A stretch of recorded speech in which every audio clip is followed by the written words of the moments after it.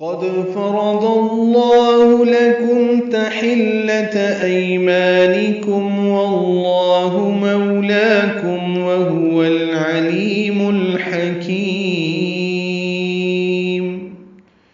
قد فرض اللہ میں قاف پر ہے، دال باریک ہے، دال ساکن پہ قلقلہ ہے. قد فرض میں تینوں زبریں ہیں، فا را جلدی ادا کریں گے، را پر پڑھیں گے، ضاد کو لام اسم جلالہ سے ملانا ہے. تو اللہ میں فرض اللہ، لام اسم جلالہ پر پڑھیں گے، تو حرکات لمبا کریں گے، ہاں اقصی حلق سے معروف طریقے سے جلدی ادا کریں گے.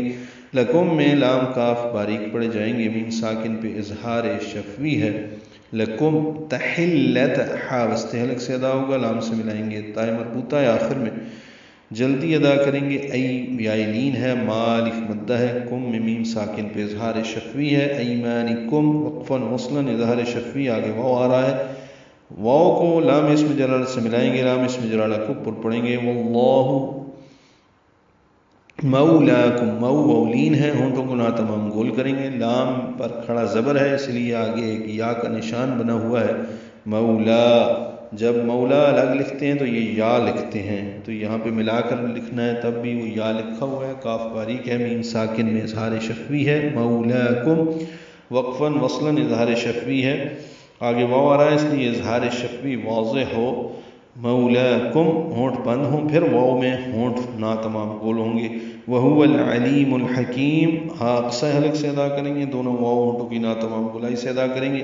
العلیم اور الحکیم دونوں میں وسط حلق سے ادا ہونے والے حروف عین اور حا ہیں لام ساکن کے بعد، اس لیے دونوں لام پہ اظہار قمری ہوگا، کیونکہ عین اور حا دونوں حروف قمری میں سے ہیں. لام پر اظہار قمری ہے، عین وسط حلق سے ادا ہوگا. لی یا مدہ ہے، میم کو لام سے ملائیں گے، اظہار قمری ہوگا. حکیم میں کاف کو لمبا کریں گے، یا مدہ کے بعد میم ساکن پہ اظہار وقفاً مد عارض للسکون ہے اور میم پہ اظہار شفوی ہوگا. وهو العلیم الحکیم. بے شک اللہ نے تمہارے لیے قسموں کی پابندی سے نکلنے کا طریقہ مقرر فرما دیا ہے. اللہ تمہارا مولا ہے، وہ خوب جاننے والا ہے، بے حد حکمت والا ہے.